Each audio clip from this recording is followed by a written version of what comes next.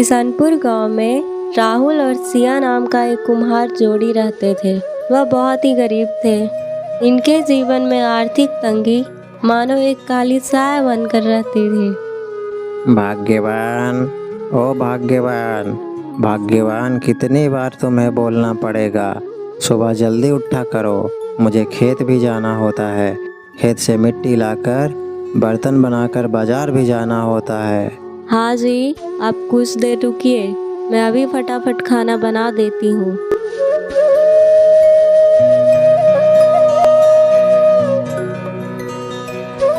चलो, बर्तन तो बन गया। आज जब बाजार में बर्तन बेचने जाऊंगा तो सिया के लिए लाल, हरी, नीली, पीली चूड़ियाँ लेकर आऊंगा। वह देखकर खुशी से उछल जाएगी। राहुल बाजार जाकर मिट्टी की सारी बर्तनें बेच देता है। उनसे जो पैसे मिलते हैं उससे चूड़ियाँ खरीद लेता है। भाग्यवान, ओ भाग्यवान, भाग्यवान यहाँ आओ। देखो, मैं तुम्हारे लिए कुछ लाया हूँ। तुम देखकर खुश हो जाएगी। अरे वाह जी, ये तो बहुत ही सुंदर है, मुझे बहुत पसंद आया। इस तरह दोनों गरीबी में भी खुशी खुशी अपना जीवन व्यतीत कर रहे थे। लेकिन राहुल और सिया की खुशियाँ ज़्यादा दिन टिक नहीं सकी। कुछ समय बाद सिया की तबीयत अचानक बिगड़ने लगता है। उसे अस्पताल में भर्ती कराना पड़ा। राहुल ने सारी बचत सिया के इलाज में खर्च कर दी, लेकिन स्वास्थ्य में कोई सुधार नहीं हुआ। राहुल, तुम्हारी पत्नी को एक गंभीर बीमारी है। उसे लंबी इलाज की आवश्यकता होगी। यह सुनकर राहुल का दिल टूट गया।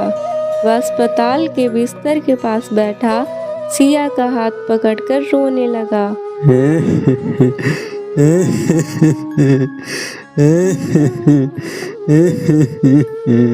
मैं तुम्हें छोड़ नहीं सकता सिया।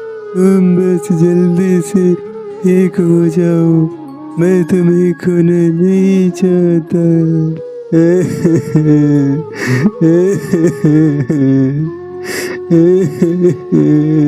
ऐसे ही कुछ दिन समय बीतता है जिसमें राहुल सिया का साथ कभी नहीं छोड़ता और वह सिया का बहुत अच्छे से ख्याल रखता है।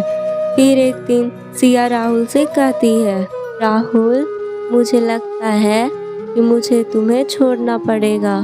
तुम आगे बढ़ो। नहीं भाग्यवान, तुम ऐसा नहीं कहो। मैं तुम्हारे बिना बिल्कुल अकेला हो जाऊंगा। कुछ समय बाद सिया की हालत धीरे धीरे और ज़्यादा बिगड़ने लग गई। फिर एक रात राहुल जब उसकी बगल में लेटा था, तब सिया ने उससे कहा, राहुल, मुझे छोड़ दो, तुम्हें जीना होगा। राहुल का दिल टूट जाता है। वह अपने जीवन के सबसे कठिन क्षण का सामना कर रहा था। सिया के बिना राहुल ने अपने जीवन को अधूरा महसूस किया और फिर उसने अपनी आंखें बंद कर ली।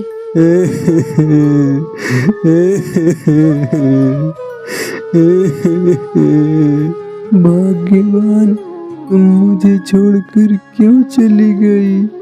तुम्हारे बिना यह घर अधूरा सा लग रहा है। मैं यह गांव छोड़कर कहीं चला जाऊंगा। राहुल गांव छोड़कर दिल में उदासी भरी आंखों को नम किए हुए चला जाता है। इस तरह कई साल बीत जाते हैं। कुछ समय बाद राहुल ने फिर से गांव लौटने का निश्चय किया। उसने कुम्हारी का काम शुरू किया और अपने बर्तनों में सीता की यादों को जिंदा रखा। उसने गांव के बच्चों को कुम्हारी का प्रशिक्षण देने का निर्णय लिया ताकि वे भी आत्मनिर्भर बन सके। राहुल ने धीरे धीरे अपने जीवन को संभाल लिया। उसने सिया की यादों को संजोए रखा और उनकी कला को एक नई दिशा दी।